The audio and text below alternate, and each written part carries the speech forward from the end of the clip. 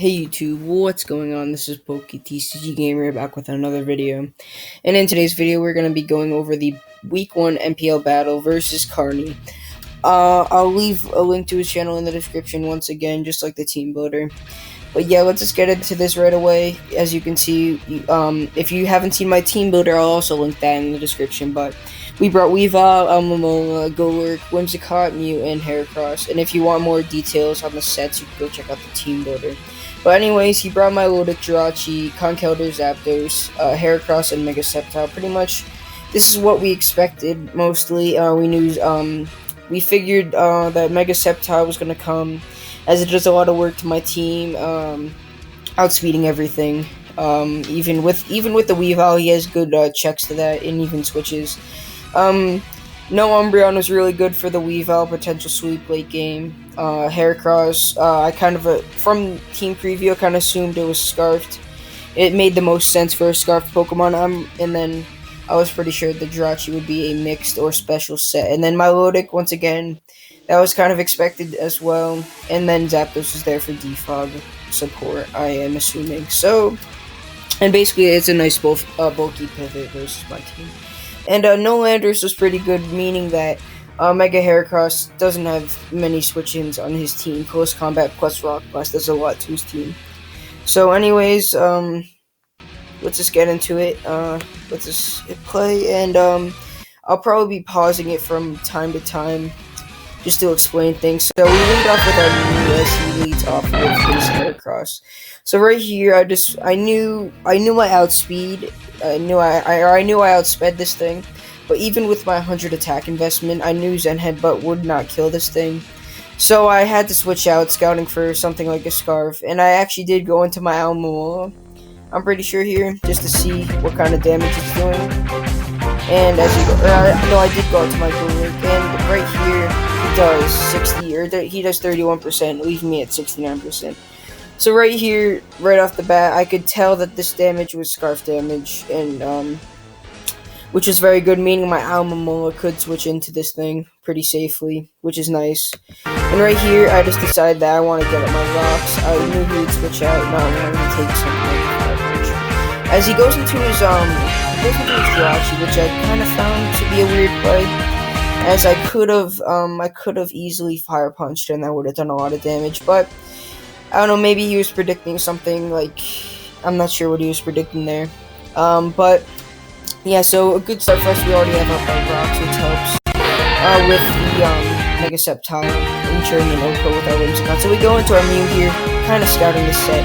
As right here, he gets up his own Stealth Rocks, and right here, we didn't bring defog on our Mew, basically, because I felt that rocks were more important on his side, even though we had things like the Weavile. I felt like rocks on his side were more important, and yeah, pretty much that. And I wanted to force him to defog, but I kind of figured he wouldn't, because he would want rocks on my side of the field. So yeah, let's just continue. I was kind of just scouting out for the set here, a knockoff, and I see his leftovers. And right here, he goes for the Shadow Ball, which reveals that he's either a special set or a mixed set, kind of like I thought. But kind of unfortunate here that he goes to Shadow Ball and gets the Spadef drop, which means that I have to switch out on my Mew. Or actually, I think I just need to now here. No, I do hard switch to not wanting to risk a speed tie. So I go into my Almamola here. Basically because it wasn't as important this game as other things, and I kind of wanted to scout out for things like a T-Bull or anything like that, or U-turn. But right here he switches out, he doubles into his Heracross, which was very nice for me, forcing me out. I just throw up a Wish, trying to pass that off, as he goes out into his Milotic. Now right here, I didn't really want to toxic this thing, so I just go right out into my I go right out into my Mew, because I knew I could take a Scald or a Toxic, and get back up to full. But right here, this is the unfortunate part.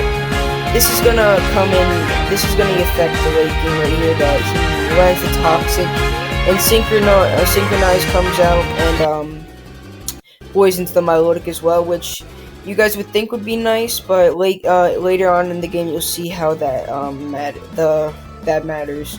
So right here, my Muse Toxic, I just U-turn out here. I kind of thought he was going to switch, but he ended up not switching. As I can just freely go into my Whimsicott, take Ice Skull very nicely, and I could free, as he does burn me, which is kind of unfortunate, but it wasn't the hugest deal in the world. Now right here, pretty sure I just go for the safe Giga Drain instead of U-turning. I did really kind of think that he was going to switch into his Jirachi, but I just Giga Drain anyway, and I get back a good amount of health. But the burn is leaving me at 55%, but I could try to wish this back up later. So right here, I just U-turn knowing I outspeed, and I'll just go out into over here. See how much a Shadow Ball would do, as oh no, he throws up a wish here. And then he Shadow Balls, as I'd throw up a wish myself.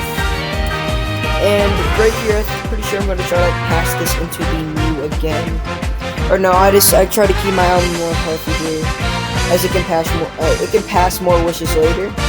And judging by that Shadow Ball damage earlier on my Alma, I knew he didn't have a ton of special attack investment because I had no special defense investment. So right here, I'm pretty sure I just throw up another wish, as he just goes for the Shadow Ball again, getting his good F drop. So now when I throw up this wish, I'm gonna have to pass it to somebody. And right here, I think I choose my Mew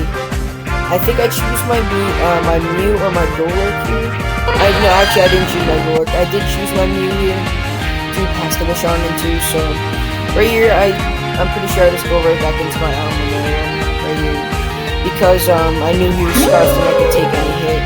As right here, I think he just goes for the Mega Horn or the knockoff. No, he goes for the Mega Horn here. There's 33%, which means I can just throw up another wish here and try to pass that off again. As he goes into his Sceptile. Now right here, this was I kind of thought about this play a lot. As I threw up a wish. I kind of thought that he would HP Poison, predicting my Whimsicott.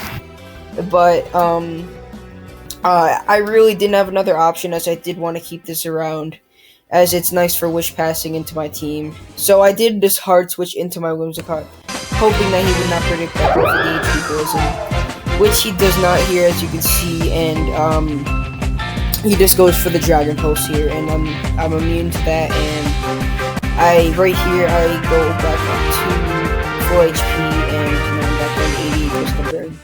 Now right here, I kind of thought he may scout for the Kabia Berry, but I just had to go for the Moonblast anyway. It was my best play. I didn't want to U-turn in case he did stay in and HP poison me, as the U-turn was also kind of predictable. So right here, I just click Moonblast, as he does have the HP poison, and I take that because of the berry, and it only has 53%. And I kill this thing off with a Moonblast. And right here, this is why I had the 240 special attack investment, to ensure that Oko, with the investment I had, I did 88 min to up to 104%. So yeah, that was really good, and that was really good that I got my rocks, or that I may not have killed. So right here, he goes into his Jirachi, and I'm just gonna sack off my Whimsicott, get a little bit of damage off on this. I get a crit through 24%, as he just Shadow Balls and kills my Whimsicott off. Now I could have switched out here, but I didn't really want to switch out. So I just go right here into my Weavile, as I knew he didn't have like a Cobra Berry or anything, and I could just get a knockoff off and kill this thing from this range. But he does end up switching out into his Conkeldurr, which I kind of expected, as I'm gonna knock off what I'm pretty sure he did have the Assault Vest, like I thought. And right here, I knew that he wouldn't go for.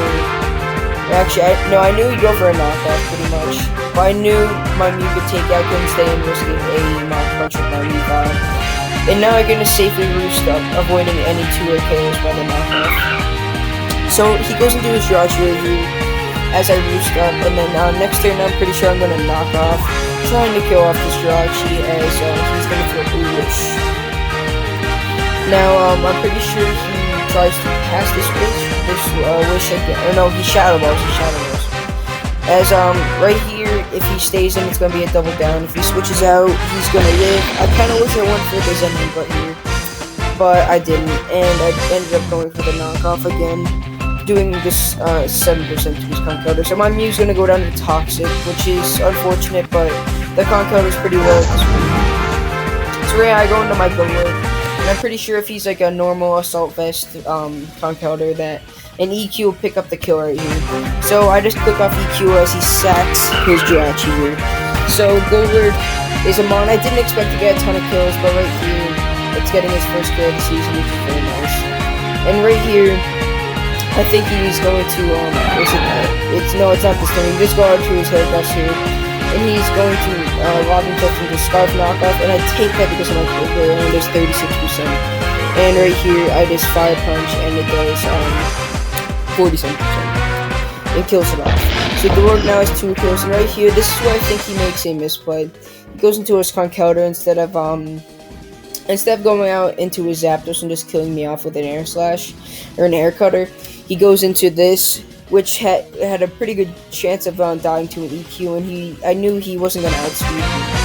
And right here, the EQ does pick up the knockout, and that's 3 knockouts for Gorg now, which is very nice. So right here, I'm up 4-2 in a good position, and I really have no use for my Gorg anymore. If it can live a hit from this, that's great. I can get off an ice punch, but if I can't, that's also fine, as I can just right here, I'm just gonna let this thing die as air cutter picks me off. So Zapdos gets a kill right here, and because of the air cutter, I'm forced to leave. Now we did the calc, and I'm pretty sure that Icicle Crash the roll was in my favor to kill right here. And I couldn't really set anything up. I couldn't set up an SD because Heat Wave was definitely a thing. So right here, I had to go for the Icicle Crash, and unfortunately, I missed the Icicle Crash. Now this lost me the game right here, as he does end up T-bolting right here. It's bringing me down to 2, so I actually lived the T-bolt, but the Icicle Crash missed. It just sucked. It would have done a lot to the Zapdos, to the point, because I lived the Thunderbolt. Even if I didn't get a good roll, I would have been able to knock off twice and then have Heracross clean up the Milotic to the point, so I would have won in the 2-0 if I landed that Icicle Crash. But that's not how the game goes. There's hacks, but it was unfortunate. But I just had to keep going. And right here, this is my only chance to have a chance at winning. I had to SD right here, predicting the Milotic, and this is where the Toxic on the Milotic came into play. If it was not Toxic, this knockoff would have killed, and I would have won the game with 2 knockoffs. But he lives on 6%, which sucked. It just sucked. And Scald's gonna pick me off, and that's gonna be a good game because Zapdos is gonna kill off the last 2 of my Pokemon. Unless it missed Air Cutter, I knew his game. And right here, he's just gonna click Air Cutter as I Mega Evolve. He's gonna land it, spoilers, and I'm gonna die. And that's gonna be GG to Carney. The miss was unfortunate, but we did talk after the game, and he also did get a pretty good roll in his Thunderbolt to my Evolve. But either way, the miss just sucked. I had a first chance. I had a good chance to kill, but that's okay. We can bounce back next week. And GG to Carney. I'll leave a link to his channel in the description. It was an unfortunate game. It was a close match as well. A nice 1-0 in his favor. But next week we can bounce back and try to get a win then. So yeah, thank you guys for watching, and I'll see you guys next time. See ya.